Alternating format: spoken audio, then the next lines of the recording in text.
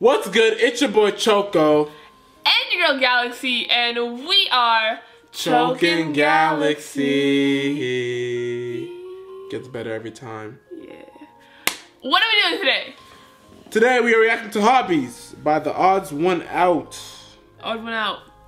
Have not reacted to this guy before, so we're pretty excited. Just jump right into it. Yeah. I like me some animation. Parents want their children to be well-rounded. But the problem that every parent faces is that 7-year-olds would rather watch any video on YouTube than learn how to play the violin. So, how do these concerned parents get their children to be more active? Answer, they force them. Now, forcing your kids into activities isn't a bad thing. In fact, overall, it's extremely helpful. Forcing kids into doing something they don't want to do is the only way we can get them to go to school.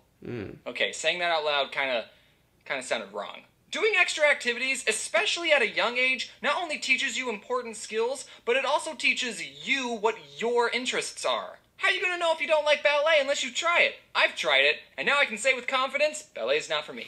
I'm sure I'm not the only one who's had to deal with parents signing you up for sports, instruments, and more sports. I think when you're really young, you don't realize that you have a choice. Your parents just start taking you to soccer practice every Wednesday, and you think, oh, okay, I guess I'm doing this now.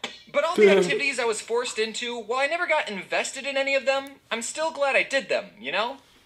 I forgot how old I was when my mom signed me up for soccer, but I was little enough for the goals to look like this. I can't tell you how many games you won or how many goals I scored. It was probably close to 0, because I ultimately didn't care about soccer. The only thing I cared about was getting a treat after every game, because I earned it. I know some kids who really enjoyed playing soccer. I forget which video I mentioned this, but back in the day, there was this kid I knew named Micah. He used to live in the house directly behind mine, and we were on the same Little League soccer team. He was really good at soccer, probably better than I'll ever be, and he still plays to this day. Well, okay, it's been 4 years since I last talked to him, but he was still playing soccer to this 4 years ago.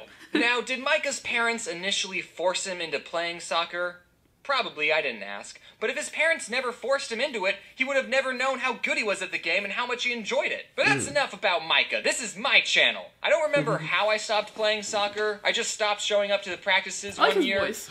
And then I never played again. And then my mom put me into Boy Scouts, and that was a lot better because it wasn't competitive and camping was awesome, and I made some dumb videos about it. You have the Slenderman return investment. Another activity my mom put me in was this martial art class called Aikido.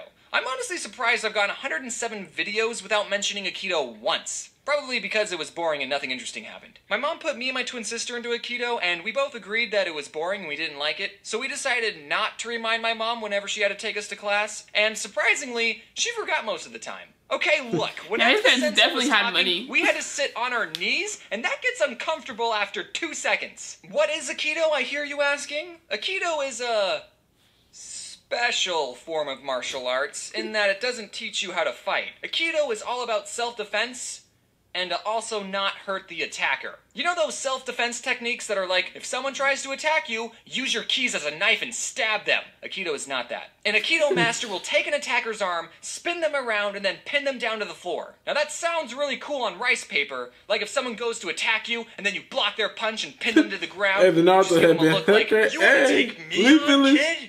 I've already got you pinned down. Now I'm not going to hurt you because I'm that powerful. But if you ever attempt to attack me or my clan ever again, I will be forced to use 10% of my power and break your spine in half. Hella filthy. And I think my mom saw that Aikido was non-violent and taught self-defense, and she thought it was a better activity than learning how to kick someone in the face. But after doing some research on Aikido, I've learned that it's not really, what's the right word? Respected in the martial art community. There's a lot of people saying that the techniques of Aikido don't work against a real attack, and that if someone's really attacking you, you can't reasonably pin them down without hurting them.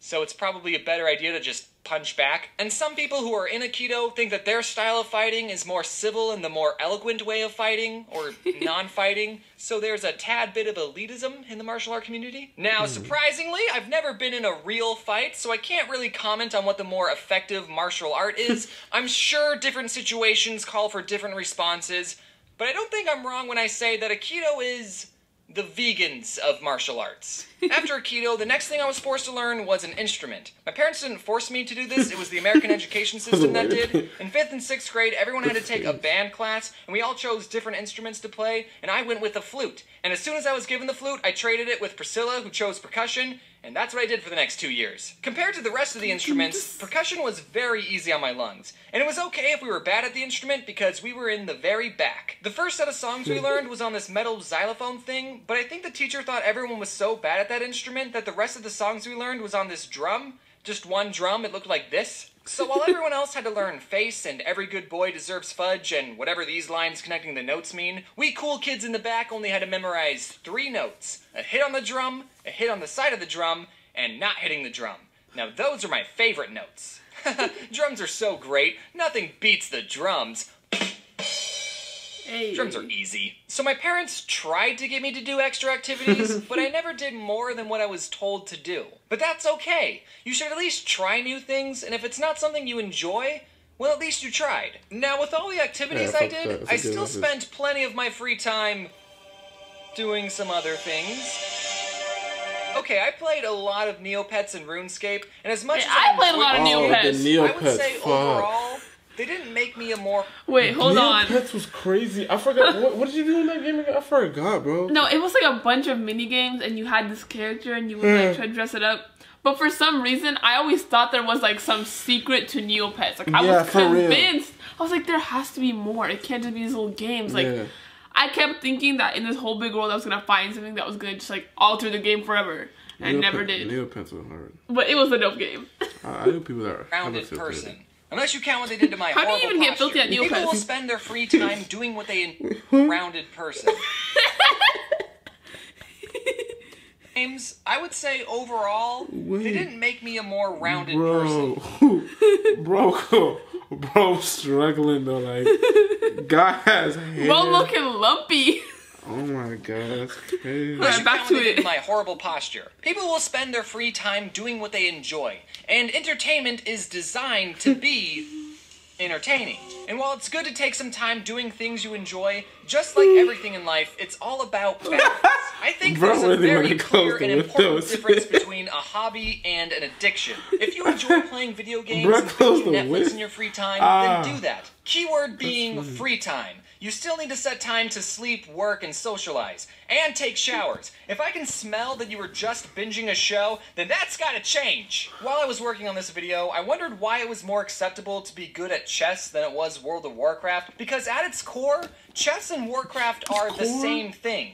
A game. But if you spend all your time playing one of these games, and it gets in the way of you being a functional human being, that's when it becomes an addiction. And I would bet you one crisp dollar bill that more people have gotten addicted to Warcraft than chess. And that's why I believe there's a bad stigma with that game. Also, I don't know how WoW works, but I know in chess you need to have at least one friend. If I could go back in time, I would tell my younger self to not play Neopets and RuneScape as much as I did. I would have told me, hey, you should try out other things too, like rollerblading or the flute. Youth is the best time to learn what you love and where your passions lie. You kids have no bills, no expectations, you're not tired all the time, and everyone's telling you to follow your dreams. But not me, I'm 22. My life is practically over. I can't choose any more hobbies. I wasted my childhood. I'm not saying don't play video games or don't watch YouTube. I understand that my main demographic is people who watch YouTube.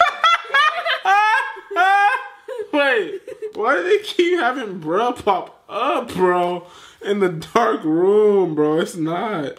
Bro, y'all, if y'all really knew me personally, you would know why I think that's hella funny. I understand that my main demographic is people who watch...